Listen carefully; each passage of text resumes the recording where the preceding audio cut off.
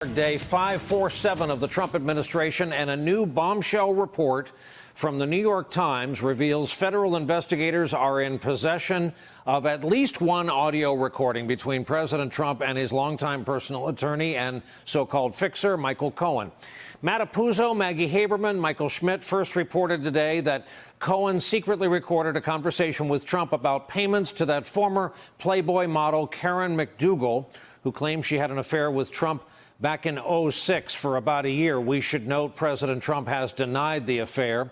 According to the Times, the conversation was recorded 2 months before the 2016 election, and the FBI seized the recording this year during that raid on Cohen's New York office.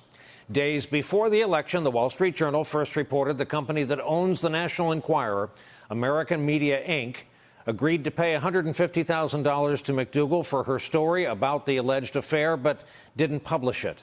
The Journal reported AMI was a backer of Trump, and the strategy of quashing a story this way was known as catch and kill. The Washington Post is reporting on details of the recording tonight. Quote, in the 90-second conversation, Cohen can be heard urging Trump to consider buying the rights to McDougal's claims to better control the story.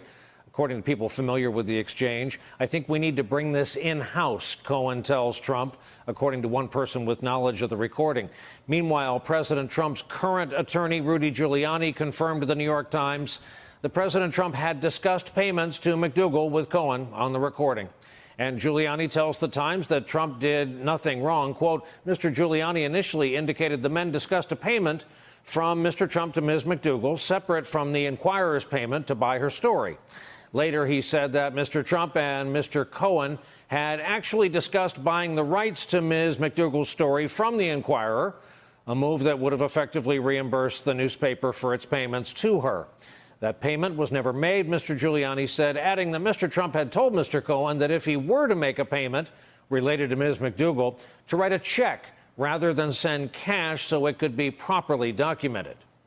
Earlier tonight, reporter Emily Jane Fox of Vanity Fair reported those close to Cohen are disputing some of these Giuliani comments. Some of the details about that were reported today by Mr. Giuliani or described by Mr. Giuliani are in direct contrast with what people around Mr. Cohen have said. In fact, the issue of who brought up paying for something in cash versus who brought up paying for something with a check is directly opposite in the two So views. Giuliani is saying that part of the reason this is exculpatory is that the president wanted to pay by check rather than cash. Because it's transparent to do so.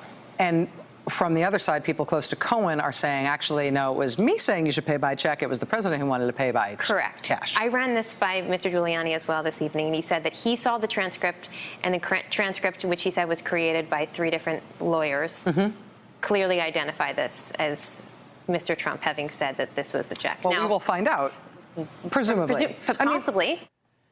In her appearance tonight with Rachel Maddow, Emily Jane Fox is also reporting that by speaking about the recording, the president's legal team here has waived privilege. One person familiar with the situation told me this evening that this was deemed privileged by the special master, but that the president's attorneys waived the privilege. I just spoke with Rudy Giuliani, who's the president's attorney, who said he wasn't sure if the special master had deemed it privileged or not, but effectively they waived privilege today by speaking about what was on the tape. We're going to have more on all of this in a few minutes, but there's more before we move on. Michael Cohen's attorney, Lanny Davis, the former Clinton impeachment lawyer, wrote on Twitter tonight, quote, obviously there is an ongoing investigation and we are sensitive to that, but suffice it to say that when the recording is heard, it will not hurt Michael Cohen. Any attempt at spin cannot change what is on the tape. The New York Times points out the recording, quote, highlights the potential legal and political danger that Mr. Cohen represents to Mr. Trump. Once the keeper of many of Mr. Trump's secrets, Mr. Cohen is now seen as increasingly willing to consider cooperating with prosecutors. You'll recall just last month, President Trump was asked if Cohen might flip. Are you worried that Michael Cohen might flip? Look, I did nothing wrong. You have to understand. This stuff would have come out a long time ago. I did nothing wrong. Is I don't Michael do anything Cohen wrong. your friend? It's really nice. Is he still your friend? I always liked Michael Cohen. I haven't spoken to Michael in a long time. Is he still your lawyer? No, he's not my lawyer, but anymore. Your personal lawyer, and not But I always liked Michael. Are you? And he's a good person. Are you and I worried think he will he's been. cooperate? Excuse me. Do you mind if I talk? I just want to know if you're worried. You're asking me a question. I'm trying to ask. Just it. want to know if you're worried if he's going to cooperate with federal No, I'm not worried because I did nothing wrong. Got it. Nothing wrong. From there, let's also remember this moment. This was Donald Trump, who knew something about what might be in his lawyer's office upon learning that his lawyer's office had been raided by the FBI. So I just heard that they broke into the office of one of my personal attorneys, good man, and it's a disgraceful situation. It's a total witch hunt. It's a disgrace. It's frankly a real disgrace. It's an attack on our country in a true sense. It's an attack on what we all stand for. And there's more tonight, and this one's different. NBC News is reporting this evening that the special counsel plans to subpoena a New York woman named Kristen Davis to talk to investigators. She was dubbed the Manhattan Madam by the New York tabloids back when she was connected to the Elliot Spitzer prostitution scandal. She said today she will cooperate, that she has no information on Russian collusion, but she added she has worked for former Trump campaign advisor Roger Stone for many years. Earlier tonight, Roger Stone told CNN that Ms. Davis has done nothing wrong. She has no knowledge whatsoever of any Russian collusion, collaboration with WikiLeaks, or anything else improper having to do with the 2016 election. I know it's a lot. We're going to get to all of it as promised. Let's bring in our leadoff panel to do just that on a Friday night. Matt Apuzzo, Pulitzer Prize-winning reporter for the New York Times. Barbara McQuade, former U.S. attorney for the Eastern District of Michigan. And Eli Stokols, White House reporter for the L.A. Times. Good evening to you all. Thank you for your patience. And Matt, even though this is your story, so I don't have to bring you into an area of sourcing where you're not going to answer my question anyway, I'm going to start with the lawyer present, which I think is best for all involved. Barbara, you can't be on cable news these days without using the word narrative. So here's the narrative that is emerging tonight. This special master, senior federal judge, goes through the pile of stuff they found in Cohen's office in New York, comes across this audio recording and says, this is attorney-client, even though the client would eventually become the president. This is privileged. Puts it in the privileged bucket. Rudolph Giuliani, or someone on behalf of the president, waives privilege, saying it's okay that the contents of this conversation is out there. The narrative goes that this was leaked by forces unfriendly to Mr. Cohen to diminish Mr. Cohen's value to the home team as a potential flip to the U.S. attorney. Your reaction to that narrative, Barbara McQuade? Yeah, I don't know that it diminishes his value in any way, Brian. I mean, it sounds like from what's been reported, he is engaging in this transaction with President Trump to serve as his lawyer. It may be that this is also not part of the attorney-client privilege because they're committing some sort of crime together. But I don't know that it in any way diminishes Michael Cohen. I think, one big mystery here is who is the person who's released this? The only people who knew about this are the judge, the FBI, the Trump team, and the Cohen team. So one of them is the one who released this. I suppose Matt knows the answer to this. But was it the Cohen team or was it the Trump team? And was it to get us to be talking about this instead of what happened in Helsinki? So I'm not sure that it does in any way diminish what Cohen has said, but I think it does perhaps distract from a more damaging narrative to President Trump. Okay, Matt, to you, I happen to know that the heart of the matter as a story was the full denial from the Trump campaign of this story back in 2016. Right. That's right. The Wall Street Journal first broke this story, the fact that Ms. McDougal had claimed this affair and was paid by the National Enquirer, and that effectively silenced the story before the election.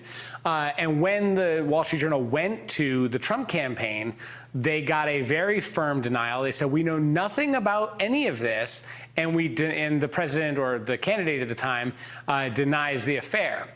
And now we're talking about a tape in which the President of the United States is saying that thing that I didn't know anything about, I'm actually caught on tape secretly talking about.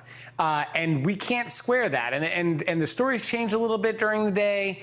But when you get right down to it, this really does seem to undercut the denials that the Trump campaign gave when this story first surfaced in 2016. Eli Stokel's Rick Wilson, the veteran GOP Politico, started the day on Twitter telling all of us, beware of all objects shiny. This is the time to keep eyes on the ball and look out for distractions.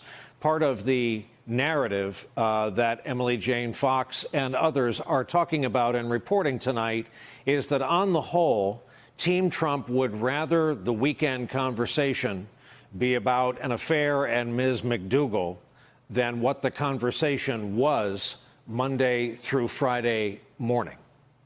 That's certainly plausible. Well, I mean, it's obvious that the president's tweet tonight, as he headed to New Jersey, talking about the NFL protest, was clearly an attempt to change the subject. And I can just tell you from our reporting this afternoon, trying to confirm and trying to report out what Matt and his colleagues first reported this afternoon about the Cohen tapes, the Trump legal team was pretty forthcoming in talking about this and talking to people close to the White House, and the president have said that when they first realized that Michael Cohen got a different attorney, got Lanny Davis signed up, and started acting like somebody who might be willing to cooperate, that was something that unnerved the president.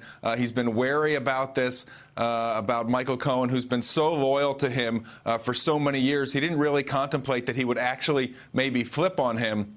And now the fact that he appears willing to do that, I think, is something that has rattled the president a little bit. It does come at the end of a really difficult week. And clearly people close to Michael Cohen say they gave no indication that he was the one who put this tape out there today. But they did say that he is indeed pretty fed up with being treated the way Trump has treated him over the years, and that he does likely plan to cooperate and do what he has to do. Matt Apuzzo, you were trying to get in there.